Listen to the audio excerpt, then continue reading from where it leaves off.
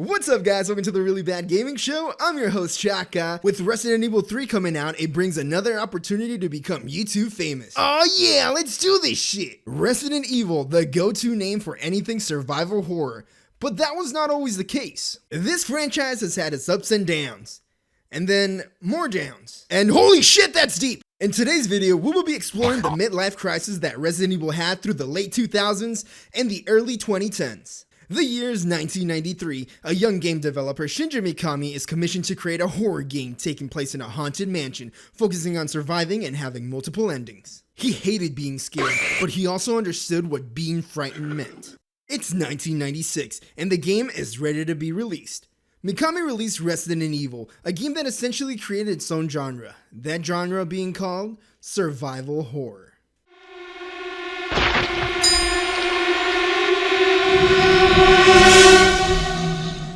The game was set in a mansion located in the outskirts of Raccoon City. The game focused more on surviving than killing, and depending on who survived, you would have slightly different endings. But Mikami said, "Fuck haunted mansions, we using zombies!" The game was a critical and financial success, spawning endless sequels and side stories that were mostly great. You might be asking yourself, if it spawned so many great sequels, where did it go wrong? Let me give you 6 words. Call of Duty 4, Modern Warfare. The game released to universal acclaim, and with it brought a huge surge of online multiplayer action. The game was so popular and influential, it started influencing games from other genres, like Resident Evil. You know what our Resident Evil fans would like? A buff guy with guns that acts like a soldier. Yes. He can also punch boulders. Capcom actually thought that adding co-op to a survival horror game will still make it scary. Oh, and the co-op is not optional. If you did not have any friends to play with, good fucking luck, because the AI is definitely not I.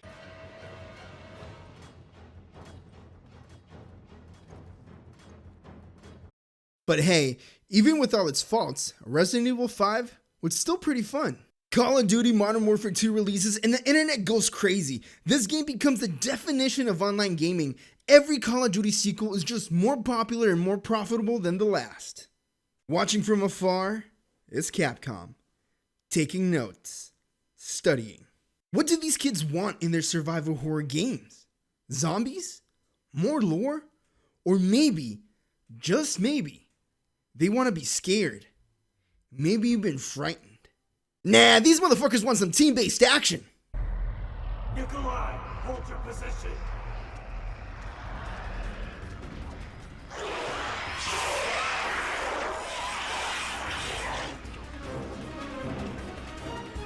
And with that, Resident Evil Operation Raccoon City was created. The biggest piece of shit game I have ever played. The game is a team-based action third-person shooter. Holy shit, that's a mouthful. That allows you to play with up to 3 different friends, because what we learned from Resident Evil 5 is that co-op makes everything scarier. Notice that I did not say that this is a survival horror game, because it's not, even though it's marketed to the fans of Resident Evil, a survival horror game. To be fair, some people did enjoy it. It was cool that they used the timeline from Resident Evil 2 and 3, hitting us good in the old nostalgia feelings. The problem with the game is that Resident Evil deviated even further from its survival horror roots, and Capcom did not care because all they wanted was that sweet online multiplayer money. It really sucked. But hey, it got even worse.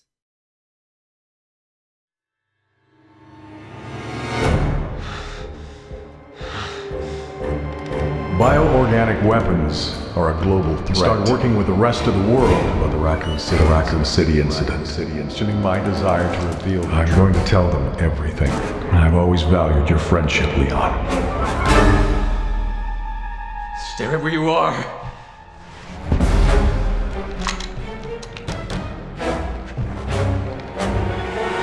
It's the president!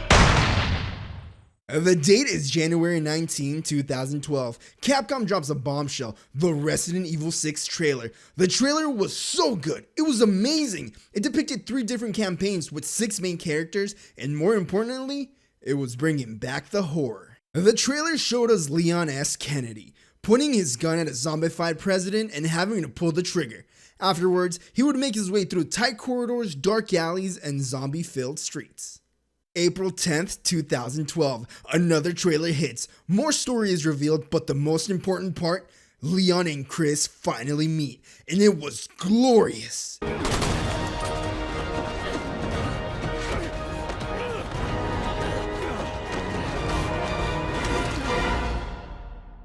Put your gun down, Chris.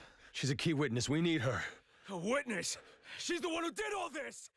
The game seemed like it was going to be a revival for the identity-lacking brand. The internet was going wild. Yeah, it has a lot of action scenes, but did you see that Leon part? The game was setting some high expectations. Capcom was expecting to sell about 7 million copies by the end of 2012. But the review scores prevented them from doing so and had them lower their expectations. Instead, it took them 6 years to accomplish their goal. Okay, I hated this game. I was still on a Resident Evil high when this game was announced, and I took the bait. I pre-ordered the game and couldn't wait for the game to be released.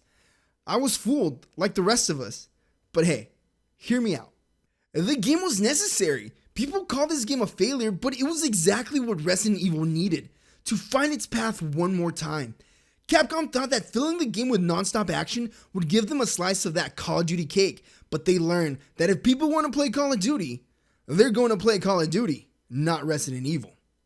The lack of success told Capcom that maybe Resident Evil fans don't want to shoot a C-virus dinosaur and save the world.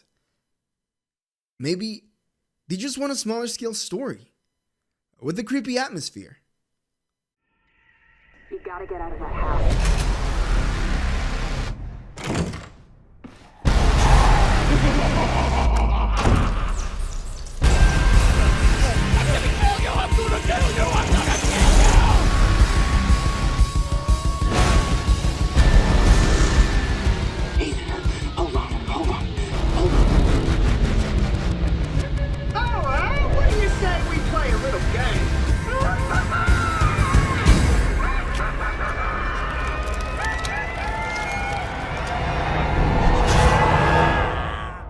Now, I've seen everything.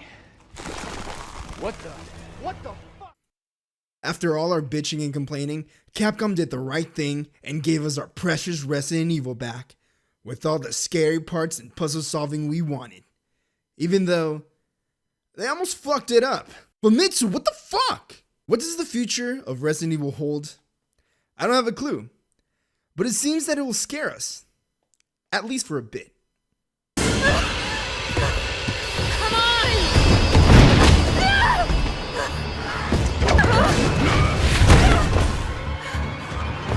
Hey, easy, lady. I got you. Who are you? What are you doing? Name's Carlos, and I'm Sadie.